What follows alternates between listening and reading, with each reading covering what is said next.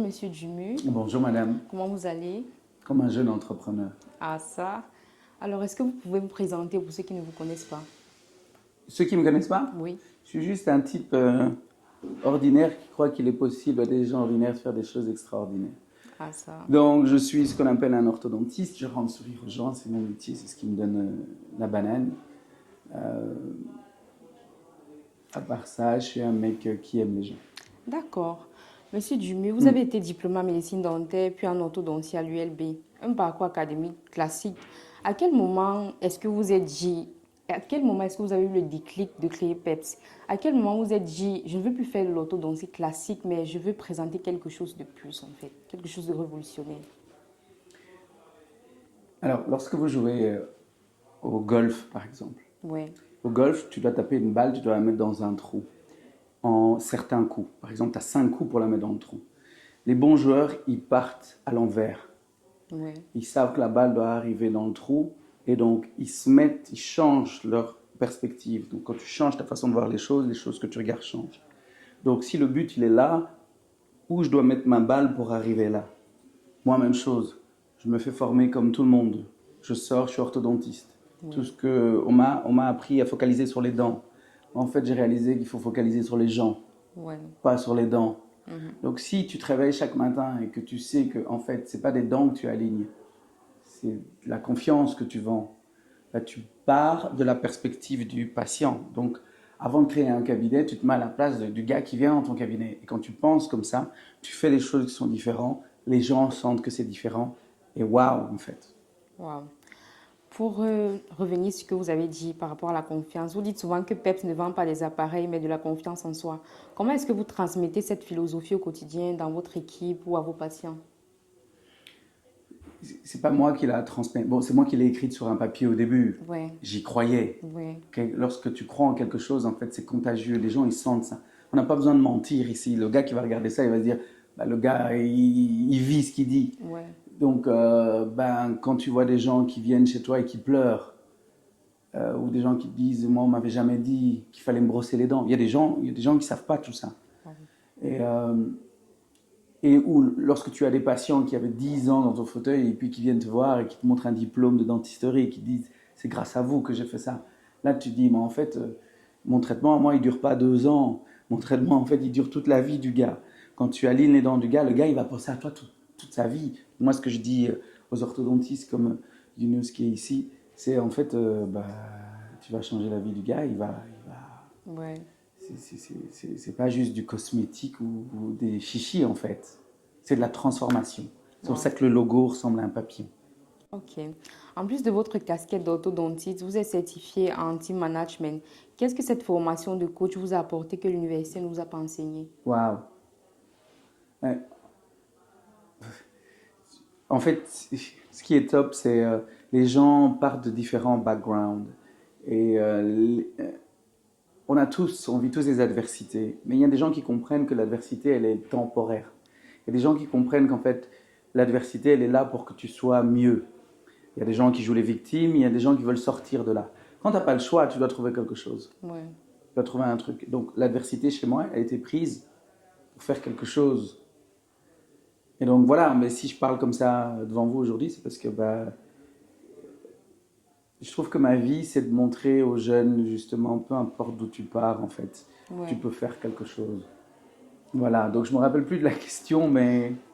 Qu'est-ce que votre formation en team management vous a Ah, apporté que l'université ne vous a pas donné? alors voilà, ce que je dis aux jeunes, c'est que tu peux rien faire de grand sans les autres. Oui. Donc tous les gens qui disent je me suis fait tout seul, c'est des bullshit. Personne ne se fait tout seul. Tu as toujours quelqu'un qui t'a inspiré ou qui t'a mis une graine ou t'as quelque chose.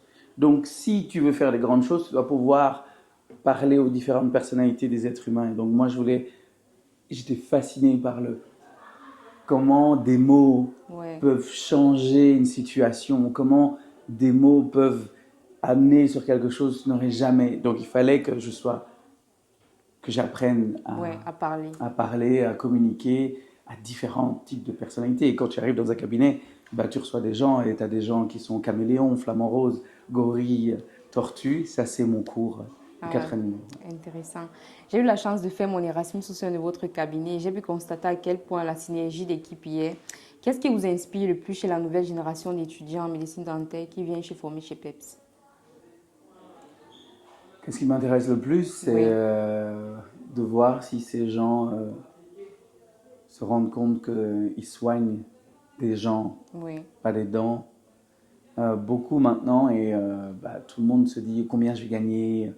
Euh, ils pensent d'abord à l'argent. oui, Moi, je vous avoue, quand j'ai commencé quelque part, c'est mes profs qui m'ont demandé de travailler chez eux. J'étais juste honoré. Je me disais, purée, le prof, il me demande de travailler chez lui. Oui. Je savais même pas combien il allait me payer. oui.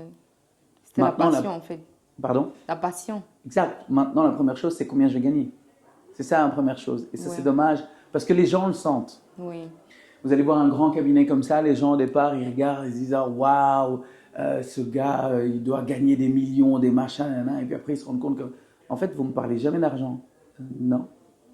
Et ici, tout est fait pour couper le traitement, pour que les Oui. gens puissent se payer ce traitement-là. Non, Oui. non, non, non. ok. Si vous deviez donner un seul conseil au jeune Emmanuel Dumu qui sortait de l'université en 2006, avec le recul et l'expérience que vous avez actuellement, que lui direz-vous? Eh ben, vous lirez mon livre. Ah bon? Ah Vous bah avez oui. un livre? Mon livre, c'est Si Dieu, l'univers, la nature, appelez-le comme vous voulez, Oui, me permettait de revenir dans le temps et de me rencontrer quand j'avais 15 ans, que oui. j'avais peur, que j'avais pas d'argent, que je savais pas comment ça allait se passer, qu'est-ce que je dirais à ce jeune gars? Ce livre est bientôt fini. Donc pour répondre à vos questions, je dirais à ce jeune gars, je lui ferai ça. Don't worry. T'inquiète pas, ça va bien se passer. Et je lui dirai aussi un truc. Quand tu apprendras que les gens qui réussissent sont les gens qui écrivent leurs buts, Oui, donc je dirais achète-toi un cahier, écris les buts dedans. Je dirais fais x10. vous savez que grâce à vous, j'ai commencé à faire ça. Bravo. Parce que vous dites trop ça sur Ah Instagram. ben, je veux vous voir dans quelques années, vous allez voir. Ok, pour finir, quelle est l'étape prochaine pour PEPS Orthodontie? Jusqu'où pensez-vous amener le concept? Waouh. Alors, ça va paraître narcissique, mais je m'en fous. Ah bon? Je m'en fous. Vous allez écouter. Si j'avais des gens autour de moi qui étaient aussi dingues que moi, Oui, qui n'avaient pas peur de foncer, j'aurais ouvert 10, 15, 20 PEPS. ah ok. ça. Alors, maintenant, je reste calme et je me dis, pourquoi pas ouvrir des PEPS en Afrique. Ah, ce serait génial. Ah, vous imaginez, la boucle serait bouclée. Ouais. J'ai donné cours dans 8 pays en Afrique. Je suis arrivé en Belgique, j'avais 2 ans, donc moi, je connais rien de l'Afrique. Et quand Oui. j'étais là, j'ai pleuré. Oui, L'Afrique est belle. L'Afrique a du potentiel. L'Afrique a de la jeunesse. L'Afrique a tout. Donc imaginez si on arrive à faire un truc comme ça là-bas. non, ce serait vraiment extraordinaire. Vous avez vu ce que j'ai dit au début? Je suis Ouais. un mec ordinaire qui pense qu'il est possible, De faire des des gens choses ordinaires, de faire des extraordinaires. choses extraordinaires. Donc un jour, vous et moi, on aura 80 ans. Ouais, oui. Eh ben, le pire, c'est que je dis j'aurais dû faire et j'ai pas fait. Donc moi, je veux faire. Quitte à se prendre des murs. De toute façon, tous les gens qui ont fait quelque chose se sont pris des murs à un moment. Moi, inclus. Et donc Oui. voilà. C'est quoi la suite pour vous? La suite, pour moi, c'est de finir mes études, bien évidemment. Et ensuite, pourquoi pas, avoir un cabinet d'endodontie parce que j'aime bien. L'endodontie. Oui, Eux. j'aime bien. Vous m'avez posé la question à moi. Vous savez que j'ai reçu le prix de l'endodontie à l'ULB? Ah bon? Ah oui. J'ai pas regardé cet aspect. Ah. J'ai pas fouillé en C'était la profondeur. première fois que je recevais un billet de 200 euros. J'avais jamais touché un billet de 200 euros. J'ai reçu le prix de l'endodontie. Ah ça, Ouais. L'endodontie, c'est bien. qui sait, peut-être on collaborera dans le futur. C'est clair, mais j'espère que je ne devrais pas envoyer mes patients chez vous. Ah bah oui, si il a besoin d'un endodontiste, c'est que la carie était trop profonde. Ok. Quand on fait de l'ortho, Ok. on met pas ça. Merci, Monsieur Juni. Avec En plaisir. direct de Bruxelles, votre reporter 2.0.